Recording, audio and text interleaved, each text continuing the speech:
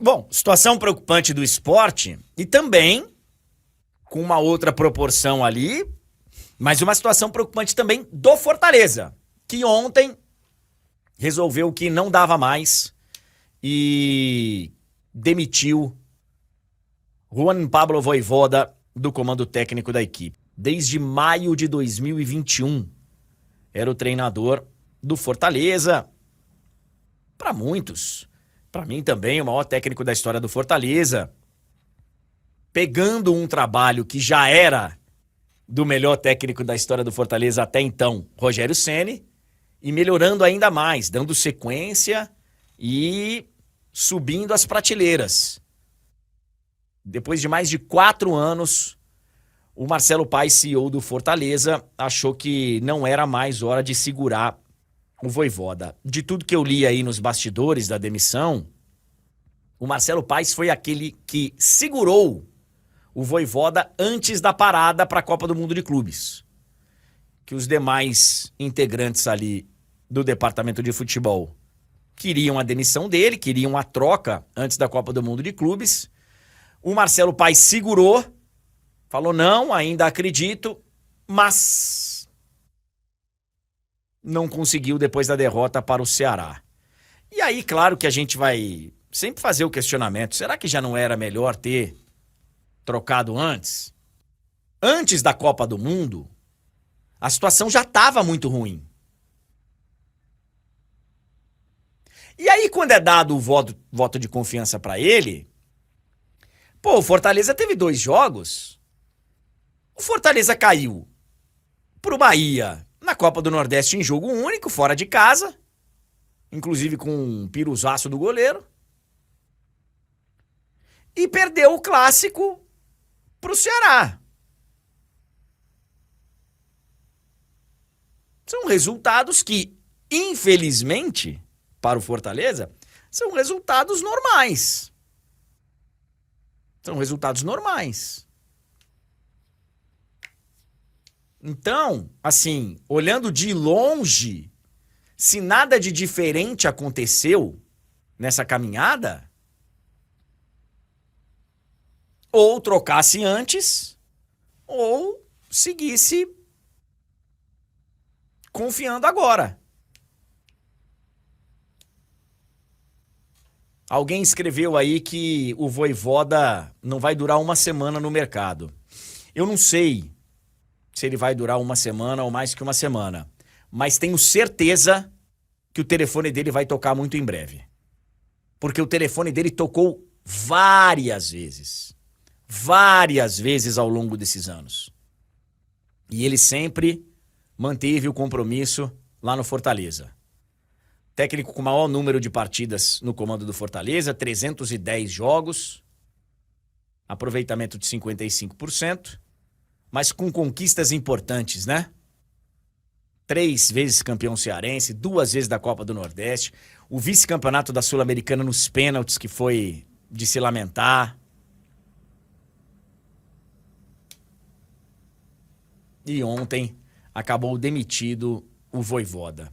Eu acho, viu, meu amigo Túlio, que apesar dessa reta final ter sido com resultados bem decepcionantes e está sendo de uma forma que eu não imaginava que o Fortaleza fosse chegar num momento tão ruim, porque a gente viu em outras situações passar por turbulência e conseguir se reerguer.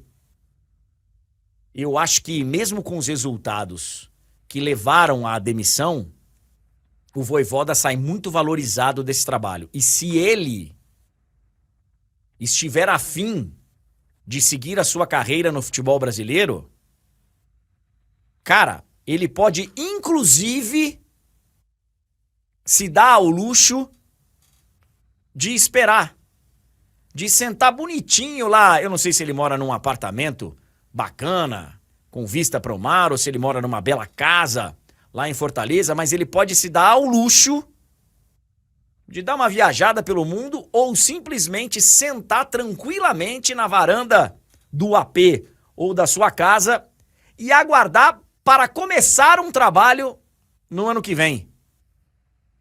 Ou pegar aquele trabalho que a gente sabe que acontece bastante, Túlio, no final da temporada, mas já pensando na temporada seguinte. Eu tenho a impressão que se ele esperar com um pouquinho de calma, vai ter gente grande do futebol brasileiro tentando contratá-lo. Mas vai ter gente do futebol brasileiro, gente grande, André, querendo contratar ele antes dessa situação aí que você está descrevendo. Porque a partir de agora, todo técnico que tá balançando, ele tá balançando um pouquinho mais do que ele estava antes dessa demissão, André. Porque se você pensar nos principais clubes que tem ali técnicos minimamente ameaçados, eles passaram a ficar mais ameaçados nesse momento, porque tem sim um grande nome do nosso futebol, né? Por mais que seja estrangeiro, mas é um cara que já faz parte do nosso futebol, disponível. E a gente sabe que isso faz diferença na hora de o dirigente mandar ou não o técnico embora. Se ele olha para o mercado e ele vê uma opção interessante, ele age mais rápido. Então, os técnicos aí que estão balançando, fiquem de olho, porque a situação aí para vocês passa a ficar mais complicada. Inclusive já tem uma galera aí no chat falando de alguns clubes. Já vi torcedores também na internet animados com a possibilidade de fazer essa troca e pegar o Vojvoda. Eu acho que ele não vai durar muito tempo no mercado, desde que ele esteja disposto a trabalhar de maneira imediata. Aí vai da decisão dele, se ele vai querer pegar agora algo no meio do caminho, se ele vai esperar, ele vai ter essa opção, André. Mas que ele vai receber proposta em menos de um mês, eu acho que ele vai, tá? Acho que em menos de um mês ele recebe uma proposta. É que assim, vários clubes aí cheios de grife do futebol brasileiro trocaram treinador recentemente, né? Mas ainda tem alguns aí que a gente sabe, e mesmo os que trocaram, a gente sabe que podem trocar de novo, né? E tem alguns treinadores aí com mais cara de estarem balançando do que outros.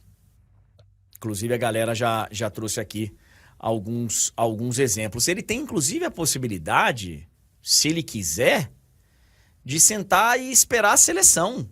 Ele andou também sendo cotado para algumas seleções aqui mais intermediárias do futebol sul-americano. Mas se fosse ele, eu faria um trabalho aqui no futebol brasileiro bacana. E com relação ao Fortaleza, eu não vi muita coisa em termos de nomes para o futuro. Mas do que eu vi, Ramon Dias foi um nome que eu li bastante aí em alguns textos de colunistas aí, então... Eu acho que seria, no mínimo, curioso ver como o Ramon ia explicar, porque o Ramon, em algum momento ali, disse que não pegaria mais times nessa situação, né?